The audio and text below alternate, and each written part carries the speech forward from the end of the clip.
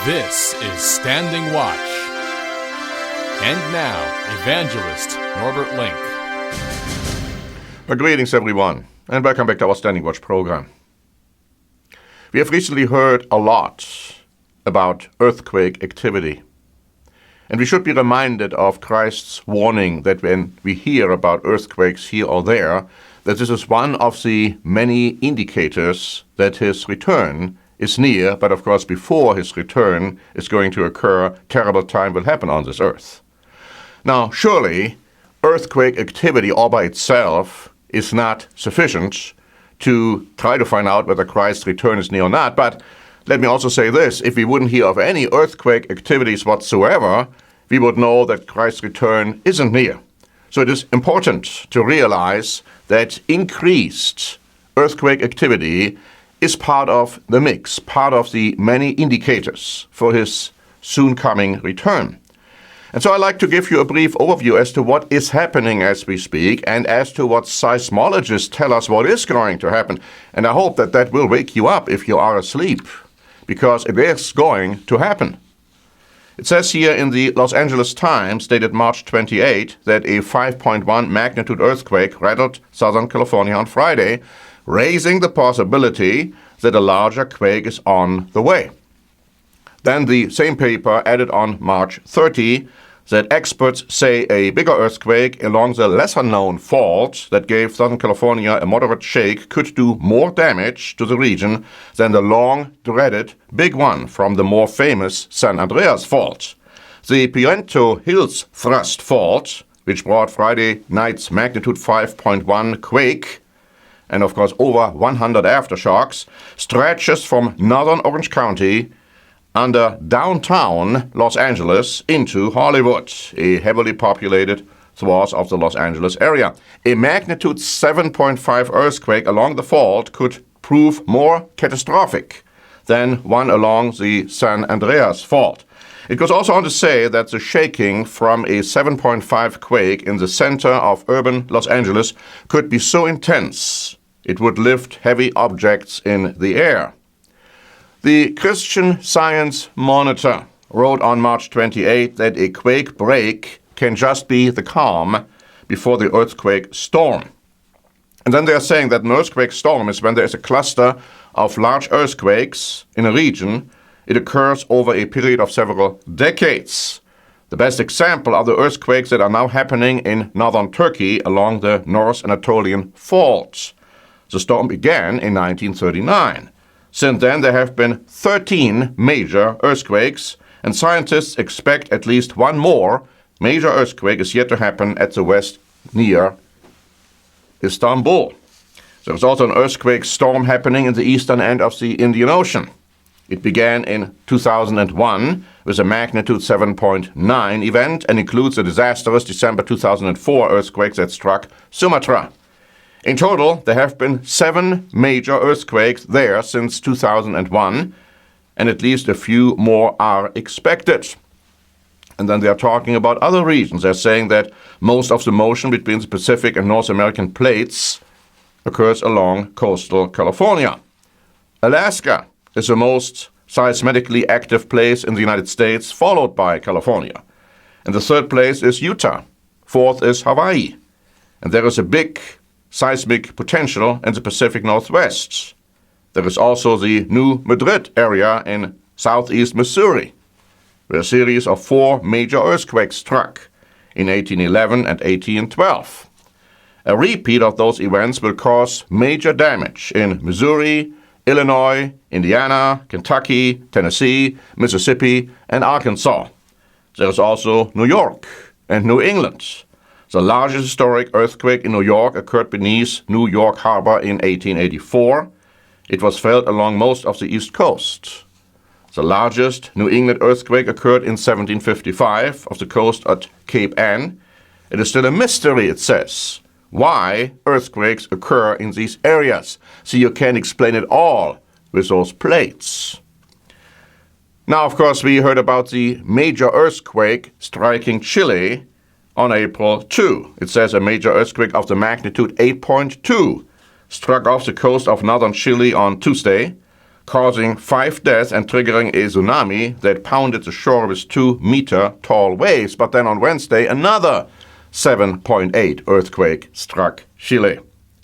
ABC News asks the question on April 2 whether there's any connection. It says that the 8.2 earthquake that shook northern Chile and surrounding countries late Tuesday night was one of a string of recent earthquakes along what is known as the Ring of Fire, a circle of quake-prone areas on the Pacific Rim. A magnitude 5.1 quake hit Los Angeles last week, followed by aftershocks along the California coast. Both cities lie along the so-called Ring of Fire, where 2 plates underneath the Earth's surface occasionally bump up against other plates. The 9.0 magnitude quake that hit Japan and caused the Fukushima meltdown in 2011 was on the Pacific's Ring of Fire. The most susceptible areas on the Ring of Fire include such populated cities as Santiago, Chile, Los Angeles, San Francisco, California, Seattle, Washington, Tokyo, Japan, and Lima, Peru. And we have all heard about the situation at Yellowstone, a potentially terrible, devastating situation. Now, NBC News reported on March 30 that a 4.8 magnitude earthquake rocked Yellowstone National Park in Montana early Sunday. The quake was centered almost in the middle of Yellowstone National Park. The quake was the most powerful to hit since 1985. But now listen to this terribly frightening, startling revelation by Epoch Times, saying this on April 2. A number of bloggers are posting videos that show bison and other animals allegedly leaving Yellowstone National Park, prompting theories that as earthquakes ramp up, the seismic activity will set off the Yellowstone supervolcano.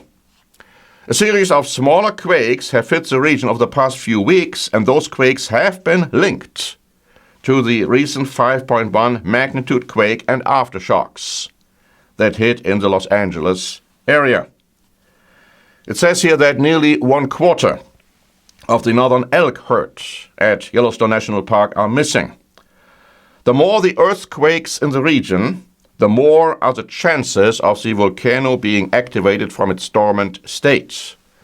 And researchers recently discovered, according to this article, that the supervolcano is far bigger than previously thought, about 2.5 times. The findings point to the potentially disastrous consequences if the volcano were ever to blow. The Yellowstone volcano is still active, and nothing can be done to prevent an eruption. Now, we might be thinking about perhaps the devastating Great Alaska earthquake, and Quartz wrote about it on March 30 because it happened 50 years ago. It says that this earthquake killed more than 100 people, but 9/10 of those were not caused by the earthquake itself, but by a series of tsunamis that pummeled the coast, one of which towered 219 feet or 66 meters high. But then the article goes on to say that they come taller than that. The 1958 tsunami that ripped through Lituya Bay, a sleepy fjord near the Gulf of Alaska, was 8 times higher. In other words, it was, as it says here, a 1,720-foot monster. And it shot through the bay at 100 miles per hour, or 161 kilometers per hour.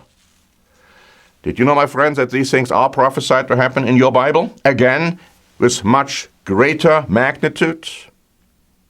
There's no question about it. As the return of Jesus Christ is drawing near, these things will increase. And of course, even seismologists who have no clue as to what the Bible has to say are telling you that these dangers are real. Now, who is to say that when the next earthquake strikes in your area, you will survive it? You cannot count on surety that you will live through the next catastrophe. And think about it, when the Yellowstone monster volcano explodes, it will affect many, many states in the United States of America. Also, we are knowledgeable of the fact that tsunamis can strike the western coast of the United States of America, which it has in the past. So, no matter where you are not safe anywhere unless God is your surety and your protection. So, my friends, I believe it is high time to wake up.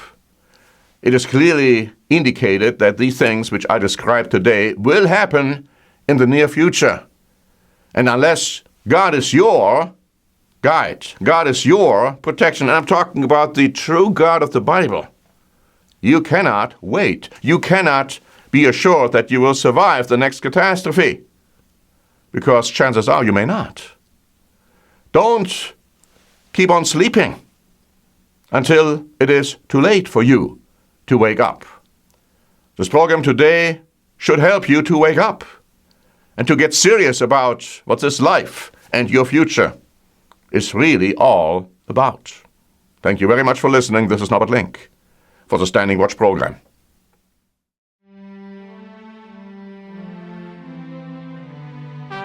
Standing Watch is a presentation by the Church of the Eternal God, P.O. Box 270519, San Diego, California 92198.